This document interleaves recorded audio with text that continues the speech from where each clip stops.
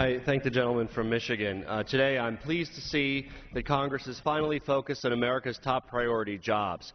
As economic experts from across the ideological spectrum have made clear, these trade agreements with Panama, Colombia, and South Korea will create jobs for Americans. In fact, the White House has said these deals will create 70,000 new jobs for Americans at a time when we need them. That's why I vote for all three agreements.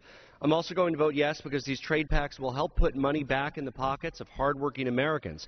By lifting the regressive tariffs on many commonly purchased clothing and household items, we can cut the prices of essentials that every family needs. Tariffs are essentially like a sales tax on imported goods, and like sales tax in many states, they're regressive. Most U.S. imports today come into this country duty-free, but a small amount of items that many Americans use, like sneakers and clothing and other household items, come with a tariff that's much higher than many luxury items. For example, a pair of fancy Italian loafers has a tariff of only 8.5%, but a pair of affordable sneakers that moms and dads buy for their kids when they're heading back to school carry a tariff that increases their prices by 50%.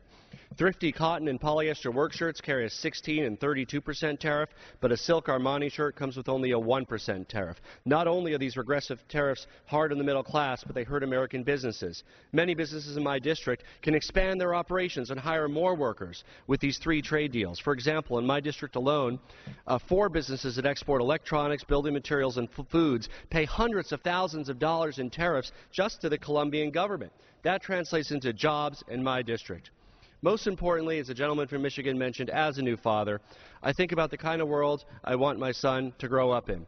I want a world that reduces barriers between ideas, between peoples, between the flow of goods and services, so that we can fully embrace our brothers and sisters in Colombia, our brothers and sisters in South Korea, our brothers and sisters in Panama, and indeed across the world, to build a common greatness of humanity that manifests itself economically through the flow of goods and services, culturally, and of course to better establish the greatness of global culture. Congress should pass these three trade deals. I'm proud to support all three of these job-creating free trade agreements. I compliment President Obama on his leadership bringing these deals before us, and I encourage my colleagues to vote yes to create jobs in America.